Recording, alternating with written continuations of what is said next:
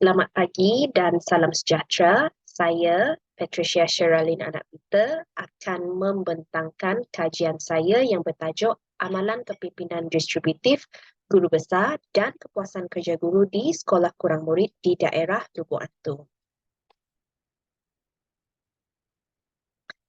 Baiklah, menurut Haris 2003, kepimpinan distributif didefinisikan sebagai pengagihan kuasa dan tanggungjawab kepada pelbagai individu dalam satu organisasi dan bukan sahaja hanya tertumpu kepada satu individu sahaja. Seterusnya, kepimpinan distributif guru besar ini menggalakkan kerjasama di kalangan anggota-anggota organisasi untuk mencapai peningkatan dan prestasi organisasi. Manakala kepuasan kerja guru pula merujuk kepada persepsi guru terhadap kepuasan dan kegembiraan mereka terhadap pekerjaan yang mereka jalankan. Dan kepuasan kerja guru juga mempengaruhi motivasi, keterlibatan dan prestasi kerja mereka. Ini adalah menurut Skalvik dan Skalvik 2017. Seterusnya, kita melihat kepada hubungan amalan kepimpinan distributif guru besar dan kepuasan kerja guru di sekolah. Banyak kajian lepas yang berkaitan dengan kepimpinan distributif telah dilaksanakan dan didapati wujud hubungan yang positif dengan kepuasan kerja guru menurut Nur Syukri 2020. Tetapi sebelum ini, kita boleh nampak jurangnya kajian kebanyakan dijalankan di sekolah yang besar dan mempunyai jumlah guru yang mencukupi dan tiada masalah dari segi pengagihan tugas. Tetapi pada kali ini, saya menjalankan kajian ini di sekolah kurang murid. Definisi sekolah kurang murid yang saya maksudkan dalam kajian ini adalah sekolah-sekolah kecil di daerah Lubuk Atu, di mana sekolah-sekolah kurang murid ini terdapat di kawasan luar bandar, mempunyai jumlah murid yang sikit dan juga mempunyai jumlah guru yang kurang daripada yang sepatutnya. Kajian ini berkepentingan dari segi akademik dan teori di mana ia membolehkan pengkaji membuat hubung kait antara amalan kepimpinan distributif dengan kepuasan kerja guru. Manakala kepentingan praktikalnya adalah menjadi garis panduan guru besar di sekolah-sekolah lain dan juga menambah baik amalan-amalan kepimpinan distributif guru besar. Di sini merupakan tinjauan literature yang saya telah buat. Menurut Jonathan A. Diaz 2018, di mana beliau telah mengatakan bahawa keputusan penyelidikan menunjukkan bahawa guru melaporkan tahap keberkesanan diri yang tinggi dalam gaya kepimpinan distributif.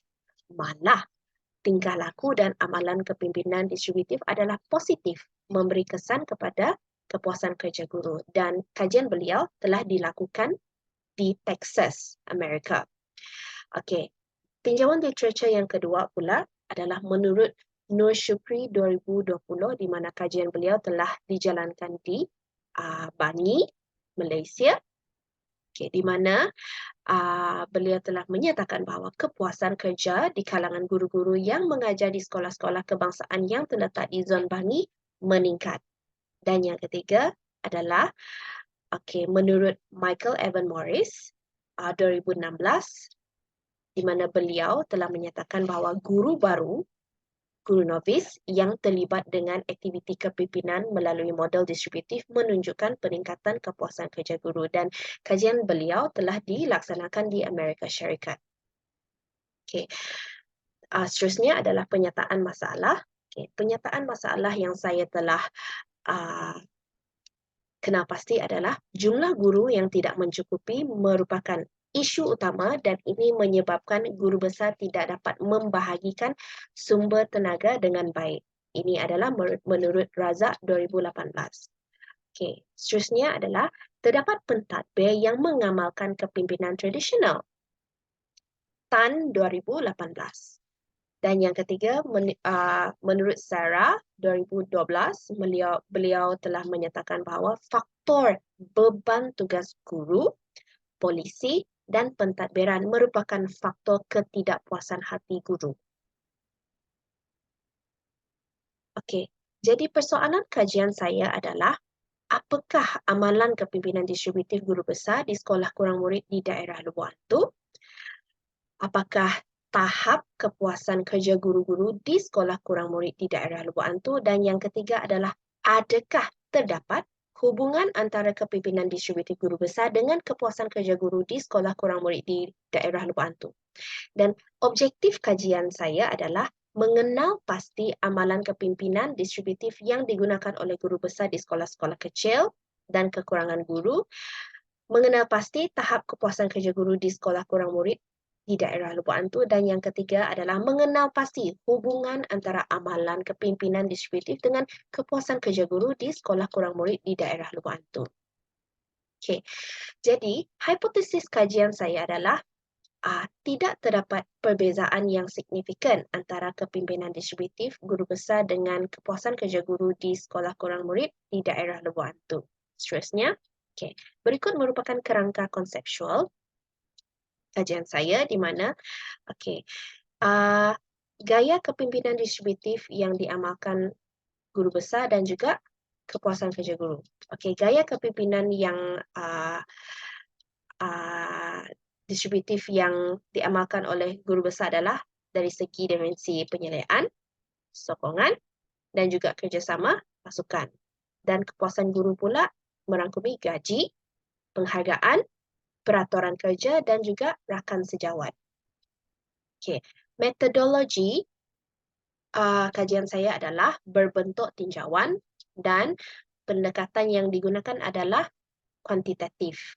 Teknik persampalan yang digunakan adalah persampalan rawak budak, dan cara untuk mendapatkan data tersebut adalah dengan menggunakan borang soal selidik yang telah dibuat dalam bentuk Google Form. Google Form ini kemudiannya diagihkan kepada semua guru-guru yang terdapat di daerah Lubuk Hantu secara dalam talian melalui WhatsApp dan juga message yang disalurkan kepada guru-guru besar melalui guru besar, dan guru besar telah menyalurkan kepada sekolah-sekolah masing-masing. Populasinya adalah 520 orang guru di sekolah rendah daerah Lubuk Hantu, dan sampel yang telah didapatkan adalah sebanyak 103 orang guru. Dalam soal selidik yang saya telah buat, terdapat 3 bahagian. Yang pertama adalah bahagian A yang merangkumi demografi responden. Terdapat jantina, umur, kaum, kelayakan akademik, grade jawatan dan pengalaman mengajar. Bahagian B pula adalah gaya kepimpinan distributif yang diamalkan oleh guru besar. Item-item yang terdapat dalam bahagian B saya telah adaptasikan daripada DLSR, iaitu Distributed Leadership Readiness Scale, dan terdapat 30 item yang merangkumi 4 dimensi yang terdapat dalam DLSR ini. Seterusnya adalah bahagian C. Bahagian C adalah tahap kepuasan kerja guru yang telah diadaptasikan daripada JSS, iaitu Job Satisfaction Scale. Terdapat 36 item dalam bahagian C, dan 36 item ini merangkumi 2 dimensi yang terdapat dalam kepuasan kerja guru. Seterusnya, berikut merupakan data yang telah saya dapatkan melalui kajian tersebut, di mana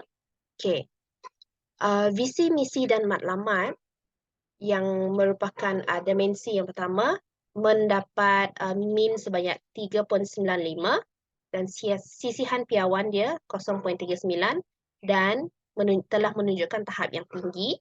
Budaya sekolah pula 3.90 dan sisihan piawainya adalah 0.45 dan tahapnya adalah tinggi. Perkongsian tanggungjawab 4.00 min dia. Seterusnya adalah sisihan piawai 0.51 menunjukkan tahap yang tinggi. Amalan kepimpinan mendapat min sebanyak 3.85. Sisihan piawai adalah 0.40 dan ini telah menunjukkan tahap yang tinggi. Okey, jadi keseluruhannya adalah 3.90 untuk min, manakala sisihan piawainya adalah 0.40 dan ini menunjukkan tahap yang tinggi untuk tahap kepimpinan guru besar. Okey, manakala tahap kepuasan guru pula adalah mengikut dimensi yang pertama, gaji telah mendapat min sebanyak 4.24, sisihan piawai 0.53, menunjukkan tahap yang tinggi. Penghargaan 4.44, sisihan piawai adalah 0.45. Ini juga menunjukkan tahap yang tinggi dan seterusnya. Peraturan kerja. Okey, min dia adalah 4.38 dan sisihan piawai 0.62. Ini menunjukkan tahap yang sangat tinggi berbanding dengan dimensi yang lain. Okey. Rakan sejawat pula 4.23 untuk min, manakala untuk sisihan piawainya adalah 0.65 menunjukkan tahap yang tinggi. Seterusnya adalah kenaikan pangkat. Kenaikan pangkat mendapat min sebanyak 4.30 dan sisihan piawainya adalah 0.49. Ini menunjukkan tahap yang tinggi. Jadi dari keseluruhannya, kita boleh nampak min yang telah kita perolehi adalah 4.30 dan sisihan piawai 0.49. Dan secara keseluruhannya, kita boleh nampak tahap kepuasan guru ada pada tahap yang sangat tinggi. Jadi, melalui dapatan yang telah dibuat, kita boleh nampak dari correlation Pearson-nya, di mana hipotesis null telah ditolak, yang mengatakan bahawa tiada perbezaan di antara tahap kepimpinan guru besar dan juga kepuasan guru. Jadi kesimpulannya adalah terdapat kurangnya kajian berkaitan kepimpinan distributif guru besar di sekolah kurang murid di daerah Lubuk Hantu dan kajian yang telah dibuat di daerah Lubuk Hantu ini menunjukkan amalan kepimpinan distributif mempunyai hubungan yang kuat dengan tahap kepuasan kerja guru di sekolah kurang murid. Oleh itu, saya mengakhiri pembentangan saya. Sekian, terima kasih.